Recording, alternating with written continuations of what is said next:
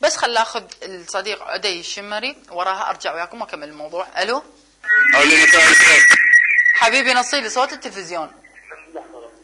نصي لي صوت التلفزيون. الو مساء الخير. مساء الخيرات، اهلا وسهلا. مساء الخير عليكم وعلى اذاعتنا الحبيب اذاعه الفراتين. حبيبي عدي، تحياتي. نعم، تحياتي لك وللكادر جميعا وتحيات المشاهدين. اهلا وسهلا بك، تحياتي وتحيات الكادر لك، يا اهلا وسهلا بك، نورتنا. احنا البرنامج اليوم كلش حلو بالنسبه للسياقه. اشكرك حبيبي عدي. ودعوه لشبابنا الطيبين يقوموا شويه عدو بالاخلاق. نعم. زين. السياقه فن وذوق واخلاق. صحيح. انواعها. مثل ما قلت صح. فنتمنى منهم شويه يحترمون الشارع، يحترمون الناس. زين. وشكرا لكم على البرنامج. حبيبي عدي، قبل لا تروح نعم. بس حبيت اسالك، يعني هم صار قدامك فد موقف من سائق او قريت عباره على سياره او فد شيء، يعني سولف لنا عن قياده السيارات اللي تصير في محافظتك وفي مدينتك وفي حيك، شلون شفتها والزفات والهاي؟ تقدر تحكي لي على فد حادث صار قبالك؟ والله يا اخي العناوين موجوده. على دار السياره اشكال بتشوف انت. نعم. حبيبتي شنو يعني، حتى ظاهره مو حلوه. صح. زين. فمع احتراماتي للاخوه الباقيين مو اقصد الكل. زين. فوايد ملاحظات يعني. هاي الكتابه، الهورن بدون سبب، المسجل العالي، شنو رايك به؟ والله يا اخي انا هسه حتى بالزفات انا جاي اشوف يعني، حتى صارت حوادث مؤلمه. يعني بد مره جاي امشي على شارع 60 واحد من الجامعه. رجل سياره ثانيه وموته. اي اكيد، يعني فقد حياته. ادت الى توفى واحد بها. زين. يعني وانقلب العرس الى عزه. صحيح والله. عدي، عندك شيء تحب تضيفه اخ عدي؟ والله يا اخي عندي خطار من ما يسلمون عليك، يقولون نتمنى نسمع صوتكم وتوصلنا صوتكم. والله احنا تحياتنا لخطارك من اهل الرمادي. شكرا لهم على متابعه البرنامج، وان شاء الله نوعدهم خلال الايام القليله القادمه ان شاء الله بثنا راح يصير فضائي على الستلايت ويقدرون يشوفونا كل اهلنا بكل العراق. والله هم متحمسين على برنامجكم، والله يقولون نتمنى يشاركوا لنا برنامجكم كلش حلو، صار حلقتين يتابعوها.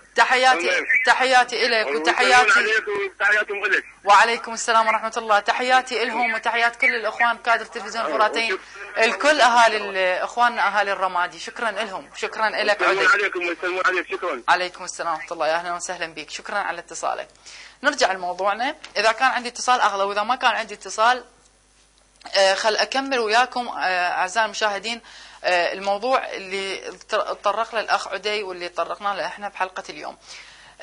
ذكرنا التهور، وذكرنا عدم المراقبة، وذكرنا الكتابة، وذكرنا التحرش، وذكرنا الهورن بدون سبب. خلينا نتطرق أنا وياكم الفد موضوع، هو موضوع التعامل الغير لائق من قبل سائق السيارة الباص أو التاكسي سيارة الأجرة مع زبون أو الزبونة. يعني جتني آراء راح أقراها أكيد أنا بنصف الساعة القادمة على الفيسبوك من قبل أصدقائنا بالإنترنت، أميرة والمخرجة إيثار وفرح بابل، يعني فرح كوين وندى من البحرين، يعني كثير. تقول أولا سائق الباص أو سائق سيارة الأجرة التاكسي مرات يعني يفرض رأيه، طبعا اعتقد أميرة اني اللي ذكرتها هي ويانا الآن باتصال، يعني شلون يفرض رأيه على، يعني يفرض ذوقه على الزبون. بس خل اخذ هذا الاتصال اعتقد من أميرة، اتصال وياي. الو اهلا وسهلا. مساء الخير. مساء الخير، اهلا وسهلا بيك. ممكن اشارك؟ اكيد ممكن. أميرة وياي مو صحيح؟ اي نعم انا أميرة. اي اهلا. اعضاء جروب شباب دوت نت. اهلا وسهلا بيك. طبعا اخت أميرة يعني انت منوره الجروب خلال طوال الاسبوع، انت كنت ويانا بجروب شباب دوت نت على الفيسبوك مو صحيح؟ اي الله يسلمك، شكرا جزيلا. شكرا استاذ. نعم. طبعا اسلم عليك وعلى كل اسره البرنامج واحييكم على هذا الموضوع الحيوي. شكرا. اللي يعتبر واحد من هموم الشارع العراقي. شكرا. اهلا وسهلا بك. نسمع رايك. العفو. نسمع رايك بهذا الموضوع. اي بالنسبه اكو ظاهره قلت لك يعني سائق التاكسي يعني مسجل اللي داخل السياره يعني دائما يكون صوته عالي، هاي دائما، ويفرض ذوقه باختيار الاغاني طبعا والبرامج على الراكب.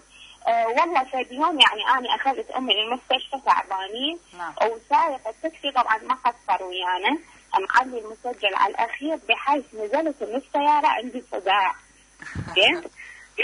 زين ما حاولتي انه تقولي له نص المسجل او الراديو او غير المحطه؟ لا اذا قلنا ايه برجاء مثلا دايخين او هاي، لا يقول ليش ايش بيه هذا موضوع حلو ليش ما تحبوه، ويشتغل نقاش على الموضوع يعني طبعا، يعني ويحاول يقنعنا بالموضوع همينه بنفس الوقت. يعني هاي فوقها. زين بعد عندكم مشاكل مع سواق التاكسي او طبعا اكو ظاهره ثانيه، تعدد المرء داخل سياره التاكسي، يعني من الداخل اكو 5 أو 6 مرايات ما إلها يعني اي حاجه، هو ما يحتاجها يعني انه يشوف السيارات اللي وراه، لا هي مجرد مضايقه الزبونه المسكينه اللي قاعده خلفه، يعني مجرد ان هي تضايق لا اكثر ولا اقل، بحيث ما تفلت المسكينه، لا تفلت منها المرايه ما تفلت من الثانيه. يعني نعم. يا ريت يعني اكو اقتراح، يا ريت يعني يمنعون هذه تعدد المرء، يعني يا ريت تعدد المرء اللي بداخل سياره التاكسي ما يحتاجها سائق التاكسي. هذه اولا. وكثرة الاكسسوارات همين، هذه الاكسسوارات اللي تدوخ مو طبيعية يعني اللي داخل السيارة همين. صحيح. انا اعتقد يا اميرة يعني لو كان لها لازمة كان هم الشركة اللي صنعوا السيارة يخلوها، يعني اعتقد هي ما لها لازمة بقد ما يعني اذا كانت قليلة يعني تكون اجمل وارتب، مو صحيح؟ اكيد، والدليل مو الكل يستعملوها، يعني هي مو الكل لكن 70%. زين أميرة أنت عندك سيارة؟ لا بس يعني عندنا بالبيت أحيانا نسوق. أثناء قيادتك أنت يعني أنت بنية، أثناء قيادتك للسيارة أنت في شوارع بابل أعتقد لو في بغداد؟ لا أنا ببغداد. وأنت متابعتنا عن طريق الإنترنت يمكن؟ إيه طبعا. أوكي. خلال قيادتك للسيارة في شوارع بغداد البنية إذا ساق السيارة وأنت واحدة منهم هم يعانون فد مضايقة من قبل الشباب أو سواق التاكسي لو يعني شوية طبعنا على المرأة وقيادتها للسيارة؟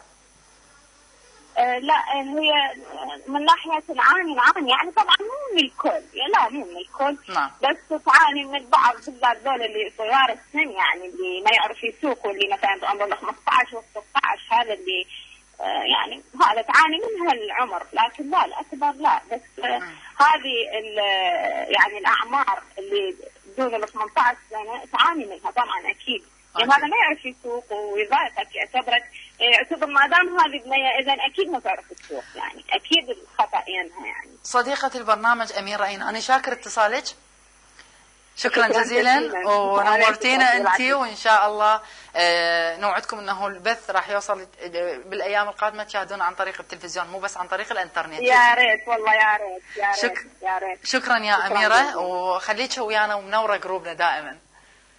شكرا. نكمل موضوعنا. شكرا لصديقه البرنامج اميره، وشكرا لعدي على اتصالهم. مواضيعنا اللي شفتوها واللي ناقشنا انا وياكم بيها من خلال سماع اصواتكم الحلوه ومن خلال ارائكم على الفيسبوك. انا اريد اقرا لكم اراء اصدقائكم اللي على جروب مالتنا بالفيسبوك وش قالوا على هذا الموضوع، لان عندنا اصدقاء من فرنسا وعندنا اصدقاء من سوريا من السويد، عندنا اصدقاء من كل انحاء العالم صراحه، وكلهم انطوني رايهم. فقبل ان انقل لكم ارائهم خلينا نشوف الزميل